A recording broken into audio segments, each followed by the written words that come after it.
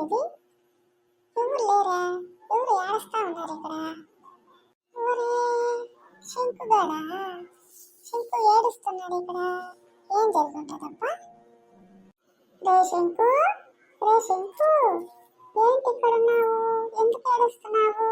చెప్పు, ఏం జరిగిందో? ఎప్పుడు చూసా నువ్వు ఏటు కట్టుకాడే ఉంటావు. ఏం జరిగింది? ఎందుకు ఏడుస్తున్నావు చెప్పు. ఏమీ లేదురా చిన్ను. చెప్పురా, నాకు నేను ఏదో ఒకటి చేస్తాను. చెప్పు, ఏం జరిగిందో చెప్పు. ఏమీ లేదురా చిన్ను, మా అమ్మ నాకు డబ్బులు ఇవ్వలేదు తినడానికి. ఏదైనా తీసుకొని తింటాను కదా, అందుకనే డబ్బులు అడిగి నేను ఇవ్వలేదు.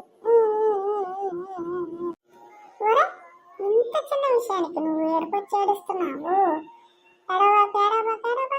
అసహ్యంగా ఉంటది. సర్లే గాని మీ అమ్మ నీకెందుకు డబ్బులు ఇవ్వలేదు తెలుసా? డబ్బులు లేక కదరా శంకు, బయట ఏమైనా తీసుకొని తింటావని. అప్పుడు నీ ఆరోగ్యం మీద చెడిపోతుంది, అందుకని మీ అమ్మ నీకు డబ్బులు ఇవ్వలేదు. నువ్వేమో తెలుసుకోకుండా ఇక్కడికి వచ్చి అని ఏడుస్తున్నావు. నీ ఆరోగ్యం చెడిపోతుంది. అప్పుడే ఏమవుతుంది? బాగా లేకుండా వస్తాయి. అప్పుడేమొస్తుంది తెలుసా? వస్తున్నా వచ్చేస్తున్నా అంటూ జలుబు వస్తుంది. వస్తావా వస్తావా రమ్మన్న చోటికి వస్తావా అంటూ జలుబు అంటే జ్వరాన్ని పిలుస్తుంది. అర్థమైందా నీకు? మీ అమ్మ నీకు ఎందుకు డబ్బులు ఇవ్వలేదు? అందుకని మీ అమ్మ నీకు డబ్బులు ఇవ్వలేదు, దానికి నువ్వు ఏడుస్తున్నావు. నీకు ఏదైనా కావాలంటే మీ అమ్మని అడిగి చేసుకొని తిని శంకు, ఓకేనా? ఇలా బయటది ఎప్పుడు తినకూడదు, మన ఆరోగ్యమే పాడవుతుంది, ఓకేనా? ఇంకెప్పుడు ఇలా చేయకు, సరేనా? రా పోదాం, ఇంటికి పోదాం రా. సరే చిన్ను, ఓకేను.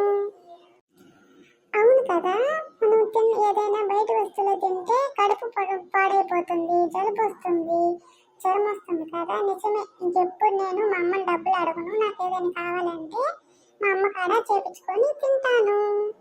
ఓకే చిన్ను, పదంపా, ఇంటికి పదంపా. రారా శంకు, రా పోదాం రా, ఇంటికి పోదాం రా. అమ్మకు సారీ చెప్పి అమ్మ కాడ స్నాక్స్ తీసుకొని చేపించుకొని తిను, ఓకేనా? ఇంకెప్పుడు బయట తిండి తినద్దు. ఆగురా చిన్ను, ఆగు, నేను వస్తున్నాను చిన్ను, ఆగు. ఇంకెప్పుడు నేను బయట తిండి తినను. హాయ్ ఫ్రెండ్స్, మీరు కూడా మా శంకు లాగా ఏడవద్దు. మమ్మీ డబ్బులు ఇవ్వలేదని అడగకుండా మమ్మీ కాడ మీకేం కావాలో చేసుకొని తినండి, ఓకేనా? Bye friends.